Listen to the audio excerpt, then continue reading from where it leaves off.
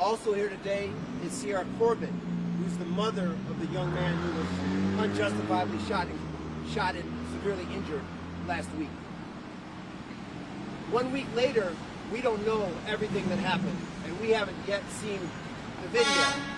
But let me tell you what we do know. We do know that the City of Chicago is under federal consent decree. We do know the City of Chicago has a pattern and practice of unjustified use of excessive and lethal force, especially in communities of color. We do know that in the past several years, there's been several foot pursuit cases that have ended in severe injury or death. Let's take a moment. Paul O'Neill, south side of Chicago. Maurice Grant, south side of Chicago. Pierre Lorre, west side of Chicago. Anthony Alvarez, Ricardo Hayes, and the list goes on and on. What we know is that this young boy, 13-year-old 7th grade boy, was unarmed. What we know is that the officers, based on witness reports, asked him to put his hands up. The young man put his hands up and was shot in the back immediately. What we know is after the shooting, the officers dragged his body away from that scene. And what we also know, at this hospital right here, this young man is fighting to be able to walk again. He has a major spinal cord injury. He has a bullet still lodged in his back. He talked to Mom. He likes to play basketball. He likes to ride his motorbike.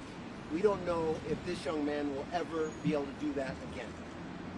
This morning, our legal team filed a federal civil rights lawsuit against the City of Chicago and the yet-to-be-named officer that shot this 13-year-old 7th grader.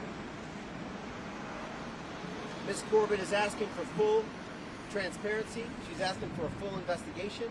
She wants to find truth of what happened and hold the officer accountable. We're asking Mayor Lightfoot, we're asking Superintendent Brown to turn over the evidence so this mother can see why her son was shot and injured the way he was. How many black and brown individuals need to be shot, killed, or severely injured, like Ms. Corbett's son, until the City of Chicago will change and implement a real foot pursuit policy? So with that, I'm going to turn it over to my co-counsel, Stephen Hart.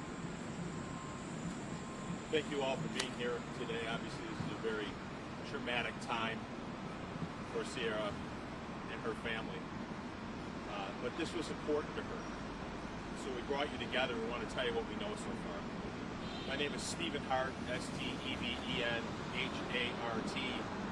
I'm with the Chicago law firm of Hart, McLaughlin, and Eldridge. AG, we're using his initials. He's minor, 13-year-old 7th grader, citizen of Chicago. He's in the hospital behind us, where he has been for the last 8 days, fighting for his life because of gun violence in this city. And we know in this world today, in our communities, in our society, we hear too many stories about gun violence. But what's shocking about this case is the irresponsible use of a firearm by those that are sworn to protect us, by a Chicago police officer, of a 13-year-old boy who was unarmed and heeding the warnings of the Chicago police officer who shot him.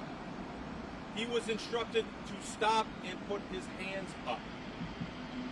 He stopped and put his hands up. That wasn't good enough, because then he received a bullet to his back. He was no threat or danger to anyone. He presented no threat or danger to the police.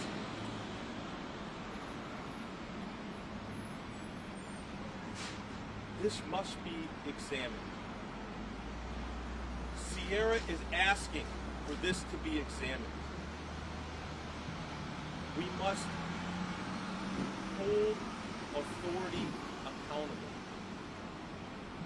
We must speak truth to power. She is not a woman of great means. She doesn't have armies of representatives.